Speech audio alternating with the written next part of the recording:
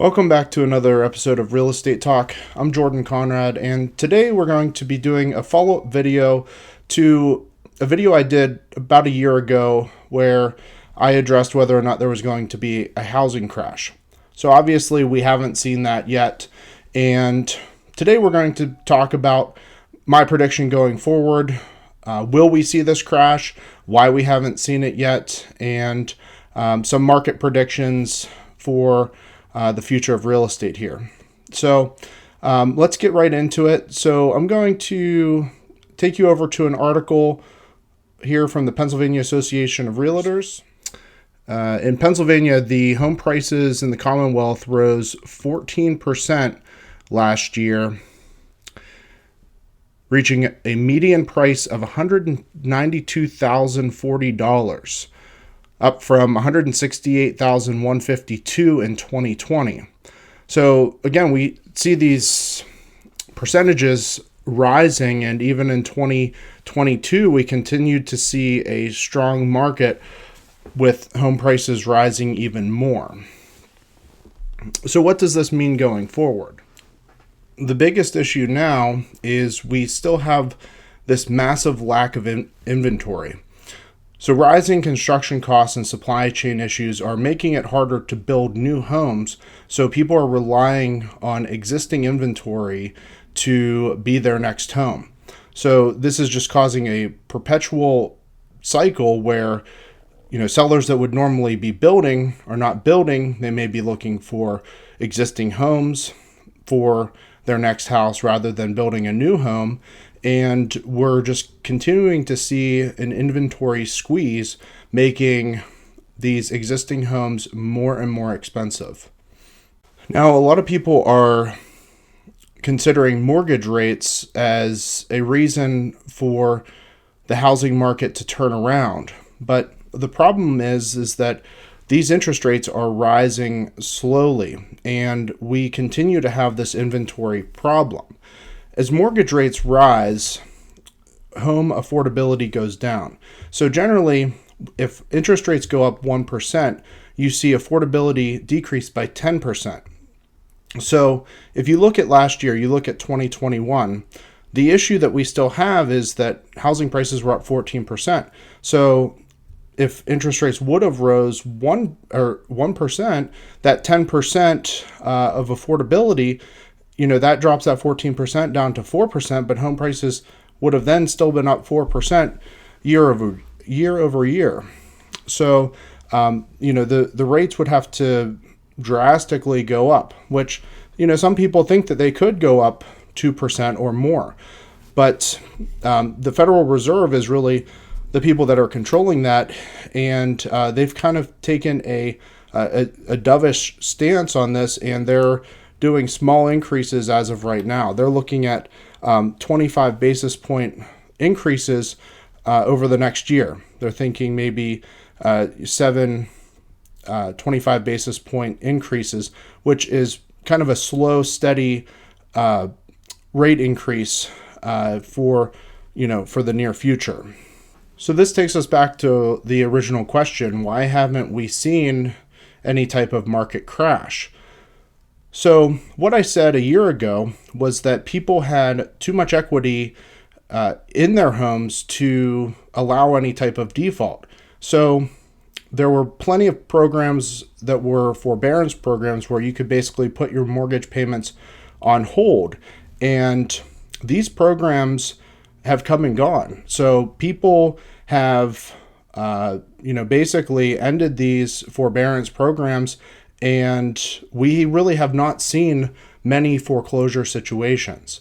So again, these people didn't want to let go of that equity and, maybe refinanced or, figured out, how to come up with the money. A lot of people weren't spending as much. So, household saving rates are higher. So, a lot of people, when the housing market's up, just 14% over the last year, they're not going to let that equity slip away in a foreclosure type situation. They're going to find whatever they can do to make sure that they continue the payments or refinance and buy something cheaper or figure out some solution. So, and we're continuing to see these prices continue to rise. I mean, even if you bought a home a year ago, I mean, we're seeing some people that have bought a year, or less ago, and they're selling and making a profit. So, really, it's crazy how strong the market's been. So, what are the biggest risk factors going forward for a market crash? Because, we've already seen that the forbearance, the mortgage forbearance situation has not led to foreclosure. So in 2022, what are the biggest risk factors? So really what I see as the biggest risk factors in 2022 is the risk of a recession and lending standards changing. So in 2008, we saw very loose lending standards that created loans that had variable interest rates, and lending criteria was not very strict. They had things like stated income on mortgage applications, and so that led to some of the issues in 2008. So we really aren't seeing any of this right now. So I really think that's very low on the risk factor chart. I think the biggest risk factors that we're seeing right now leading to any potential of a market crash would be the risk of a recession. So, the Fed is already starting to address this, as I said before, with raising interest rates, raising the Federal Reserve interest rates. They've already raised them by 25 basis points. So they're, addressing inflation. Whether, they're too late to do this is, a topic for another discussion. But, this is going to help curb that inflation. Now, the Russian-Ukraine war is a rather new situation that is causing us to see different types of inflation with energy and certain goods as a result of, rising gas prices. So I think that remains, kind of a wild card in the mix. But obviously a recession could cause, the housing market to suffer as a result. But a lot of, the so-called experts on the topics of, the Russia-Ukraine war are saying that this could be over by the end of May, much of the conflict over there. So that's something that we really need to continue to monitor. So again, I mean, this is just my perspective. It's a very complicated topic, but, so far, since last year, I said last year that we weren't going to see a crash, and we haven't. So, again, I'm going to say, for the foreseeable future, we're not going to see any type of market crash. I think the real estate market's going to continue to stay strong. I think if anything, we might see a more balanced market once those interest rates start to rise.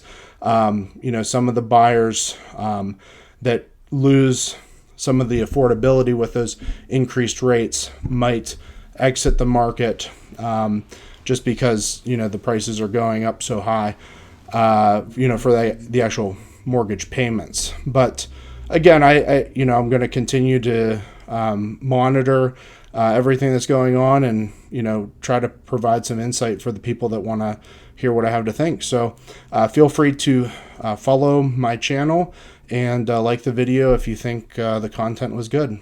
Thanks again.